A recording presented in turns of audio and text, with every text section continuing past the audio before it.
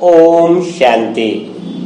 बाबा के कई सारे बच्चे कहते हैं कि इच्छा मात्रम अविद्या स्थिति कैसे अनुभव की जाए या फिर वह स्थिति कैसे लाई जाए, क्योंकि बाबा मुरलियों में कई बार कहते हैं कि अपनी जो अंतिम स्टेज है, अंतिम अवस्था जो है वह है इच्छा मात्रम अविद्या।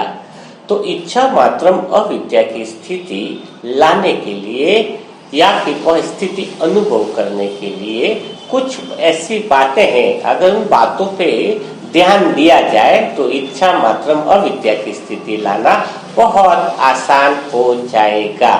तो सबसे पहली स्थिति है, पहली जो बात है जिसकी वजह से इच्छा मात्रम अविद्या स्थिति बन सकती है वह है गलत फहमी को दूर करना। अभी आप सोच रहे हैं कि भगवान के बच्चे बन गए हैं, तो गलतफहमी फिर कौन सी बात है। तो भगवान के बच्चे तो बन गए, लेकिन किस वजह से बने हैं, उसका आधार क्या है। अगर आधार ही गलत होगा तो भगवान के बच्चे बनने के बाद भी कुछ भी प्राप्ति नहीं होने वाली है। तो आधार क्या गलत है?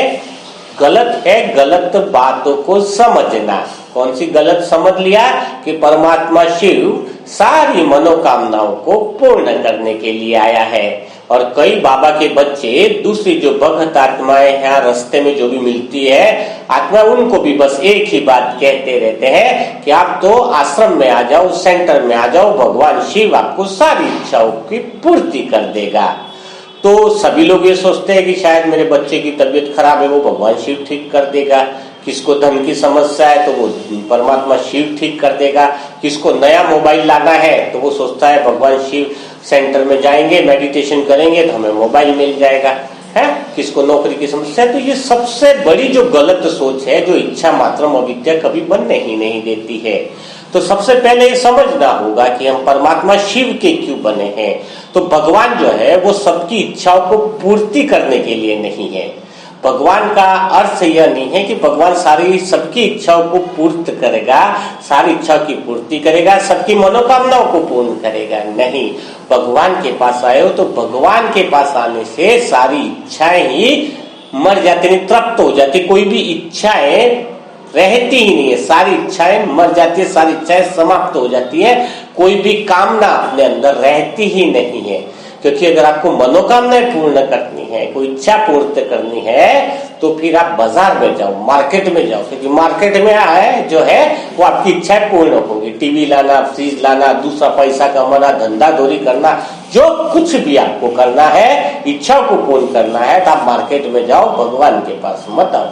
मंदिर में भी लोग ये सोचते हैं कि भगवान हमें मनोकामनाएं पूर्ण करेगा। अरे मनोकामनाएं वो पूर्ण नहीं करता है। मनोकामनाएं तो पूर्ण होती नहीं, कामनाओं को ही खत्म कर देता है, इच्छाओं को ही समाप्त कर देता है और ऐसी परम शांति का अनुभव कराता है जिसकी आपने परिकल्पना भी नहीं की थी। इसीलिए तो आज कई सारे अंधविश्वास फैल गए कि आप यहाँ पे दर्शन करो तो आपकी मनोकामनाएं पूर्ण होगी, यहाँ पर ये 11 दिन का ये व्रत करो तो ये मनोकामना पूर्ण होगी। अरे परमात्मा मनोकामना पूर्ण करता ही नहीं है, वो तो कामनाओं को ही समाप्त कर देता है।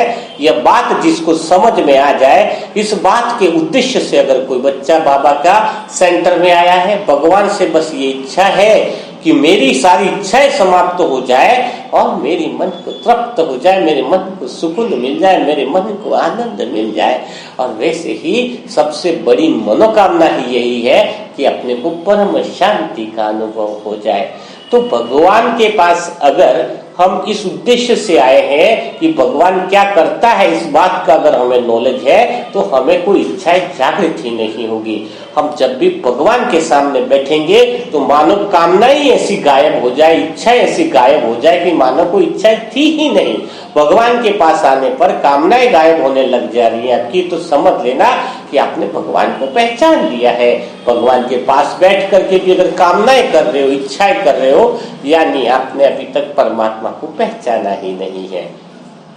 तो शायद आप समझ गए होंगे इस बात को कि अब अपने आप को चेक करो कि आपके स्वयं का इस भगवान के पास आने का उद्देश्य क्या है और इस वजह से जो कामनाएं की पूर्ति के लिए भगवान के पास आता है, सेंटर आता है, वो भगवान से लंबे समय तक प्रेम भी नहीं कर पाता है, भगवान से लंबे समय तक जुड़ भी नहीं पाता है, क्योंकि उसको लगेगा भगवान ने तो मेरी इच्छाएं पूरी नहीं करी, भगवान ने तो मेरे बेटे को नौकरी नहीं दी, भगवान ने तो उसका स्वभाव संस्कार नहीं बदला। अरे सबके अपने कर्म के हिसाब किताब है। भगवान आज इच्छा पूरी करेगा तो कल तुम्हारे पास दूसरी इच्छा होगी, दूसरी के बाद तीसरी होगी। तो भगवान क्या इसी के लिए आए तो जन्म जन्मांतर तक नया सत्युग तो कभी आएगा ही नहीं। आप तो अपनी इच्छाओं में पूर्ण होने में लगे रहोगे, है ना। और जो काम विकारी विचार है, कामनाओं वाले विचार है, वो तो दुख देने वाले हैं। इस कलयुग में सुख तो किसी को मिल नहीं सकता है।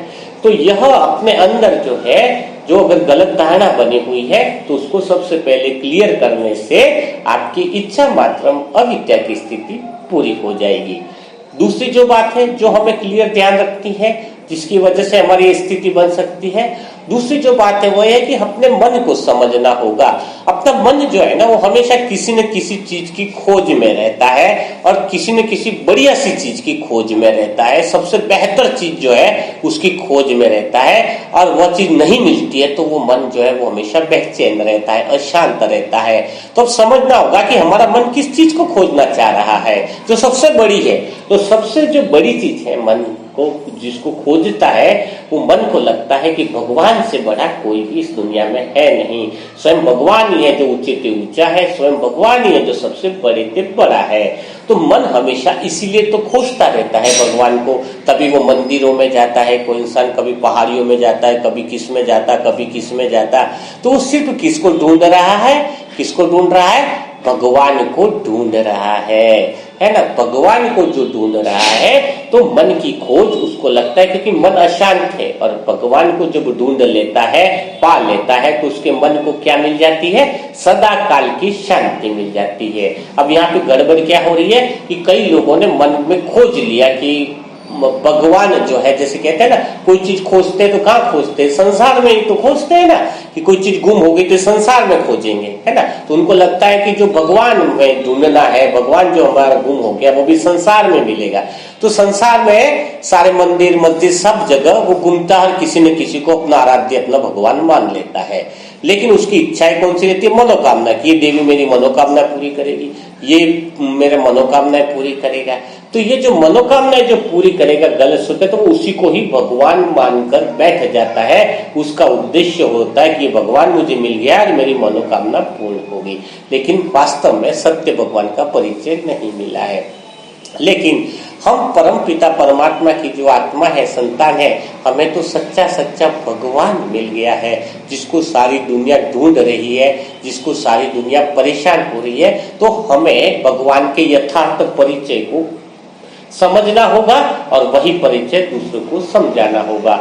जैसे क्योंकि मंदिर वगैरह जो बने हैं वो किस लिए है वो जैसे कोई मंदिर में जा रहा है, वहां पे राम की मूर्ति लगी है, लेकिन यह कोई भी नहीं सोचता है कि हमें इस मूर्ति के जैसा बनना है और हमें यह सोचना है कि हम मूर्ति के जैसे बन रहे हैं।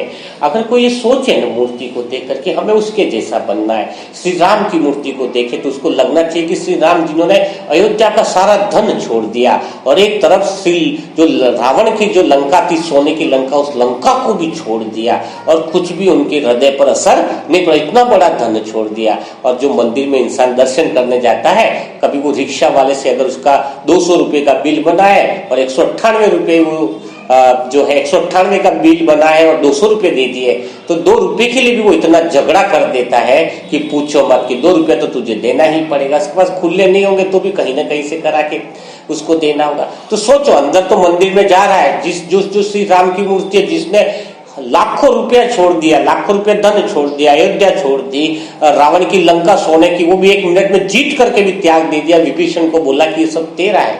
तो उस मूर्ति के सामने जा रहा है कि जिस मूर्ति ने सब कुछ छोड़ दिया, वो 2 रुपया छोड़ने को तैयार नहीं है, उसको मंदिर में जाने से क्या मिलने वाला है। तो जब तक ये समझ में नहीं आया कि मंदिर में जो भी मूर्तियां लगी है वो प्रतीक है, वो अपने त्याग की प्रतीक है, समर्पण की प्रतीक है, इनसे तो हमें कुछ सीखना चाहिए। यानी कोई भी इच्छा नहीं, यानी भगवान मिल जाए तो कोई भी इच्छा नहीं। जब हमें ये खुद को समझ में आएगा तभी हमारी भक्त आत्माएं भी हमें हमसे कुछ सीख पाएंगे, हमारी मूर्तियों से कुछ न कुछ गुणों को ग्रहण कर पाएंगे। तो सबसे मेन बात क्या हुई कि हमारे मन की जो खोज है कि परम पिता परमात्मा ऊंचे से ऊंचा हमें मिले, अगर उसको सही रीति से अगर कोई इंसान पहचान जाए तो फिर उसके मन में कोई और इच्छा हो ही नहीं सकती, उसका मन कहीं और लग ही नहीं सकता है। अभी भी उसका मन कहीं और दौड़ रहा है, कहीं पर इच्छाओं में भाग रहा है कि ये चीज चाहिए वो चीज चाहिए। इसका अर्थ है कि भगवान को देख तो लिया कि परमात्मा शिव आ गया इस धरती पर, लेकिन उसको पूरे तरीके से पहचान नहीं पाया है। इसलिए गहराई से मनन चिंतन करने की जरूरत है कि भगवान वास्तव में कौन है, वो क्या करता है, किस तरीके से हमारी इच्छाओं को तृप्त करता है। तो उसको गहराई से जितना विशेष अगर मंथन करेंगे, विचार सागर मंथन जितना करेंगे, उतना ही विषय वैतरणी की नदी से हम क्या करेंगे, पार हो जाएंगे। तीसरी जो बात है वह यह है, जिसको बहुत अच्छे से ध्यान में रखने की जरूरत है कि भगवान एक्चुअल में क्या है। जब मन को शांति मिले तो शांति ही भगवान हो गया ना, कि अपने को जब मन में क्या मिलेगा, अशांत मन बेचैन मन को जो चैन देते। अब बेचैन मन को चैन कौन दे रहा है, यहाँ पे परमात्मा शिव दे रहा है ना। तो अपना मन निर्मल हो रहा है, मन शुद्ध हो रहा है ना। तो कैसा है इस बात को समझना होगा। जैसे कर एक ग्लास लेते हैं अपन, कांच का ग्लास लेते, तो कांच के ग्लास को आप समझ लीजिए कि जैसे वो शरीर है, आत्मा है। कांच का ग्लास क्या है, शरीर के अंदर जो आत्मा है वो आत्मा है। अब उसके अंदर अपन शुद्ध पानी डालते हैं तो पानी कैसा दिखेगा, आर पार दिखेगा, वो हो गया हमारा मन, ठीक है ना। अब अगर हम उसमें हल्की सी मिट्टी डाल दें तो पानी क्या होने लगेगा, गंदा होने लगेगा। यानी हमारी आत्मा के अंदर जो मन है वो इतना शुद्ध और निर्मल है, लेकिन जब उसमें देहभान के विचार आने लगते हैं, देहभान की मिट्टी उसमें डल जाती है, तो मन हमारा अशुद्ध और निर्मल के बजाय मेला होने लग जाता है। और उसमें अगर चम्मच, जो अहंकार का प्रतीक है, अगर उस चम्मच को अगर हम हिलाते जाए तो मिट्टी और उसके अंदर मिलती जाएगी। यानी देहभान के विचार को जितना हम अहंकार देंगे उतना ही मन और मेला होता जाएगा और हमारी इच्छाएं और बढ़ती जाएंगी, इच्छाओं की संख्या और बढ़ती जाएगी। तो फिर क्या होगा, हमारा मन जो है वो इच्छाओं से बढ़ने से, इच्छा मात्र अविद्या तो छोड़ो, कामनाओं का बाजार बन जाएगा। तो हमें क्या करना होगा कि धीरे धीरे मन के अंदर देहभान के विचारों को खत्म करना होगा परमात्मा की शक्ति से। अगर हम परमात्मा से निरंतर प्रेम, पवित्रता, ज्ञान, गुण और आनंद के सबकी किरणें लेते रहेंगे, आत्मा के सभी गुणों का अनुभव करते रहेंगे, तो हमारा मन जो है धीरे धीरे निर्मल होता जाएगा, मिट्टी नीचे बैठती जाएगी। यानी देहभान के विचार और देहभान के संस्कार सदा के लिए क्या हो जाएंगे, बिल्कुल समाप्त होते जाएंगे। अनकॉन्शियस जो माइंड है उसके अंदर जाएंगे, तो हमारी स्थिति जो है वो कौन से बन जाएगी, इच्छा मात्रम अविद्या। यानी करीबन 3 से 4 घंटे का योग डेली नियमित रूप से बहुत ज्यादा जरूरी है हमारे मन को देहभान के विचारों से मुक्त बनाने के लिए, मन को निर्मल बनाने के लिए। तो आप समझ गए होंगे इच्छा मात्रम अविद्या की स्थिति बनाने के लिए जो तीनों उपाय बताए गए हैं, उस पे अगर निश्चित रूप से गहराई से मनन चिंतन करके उस पे प्रैक्टिकल में अगर इसके ऊपर एक्शन लिया जाए तो इच्छा मात्रम अविद्या की स्थिति बनाना बहुत आसान होगा। तो कल फिर मुलाकात करेंगे नए सेशन के साथ, नई बातों के साथ। तब तक के लिए सभी भाई बहनों को ओम शांति, ओम शांति, ओम शांति।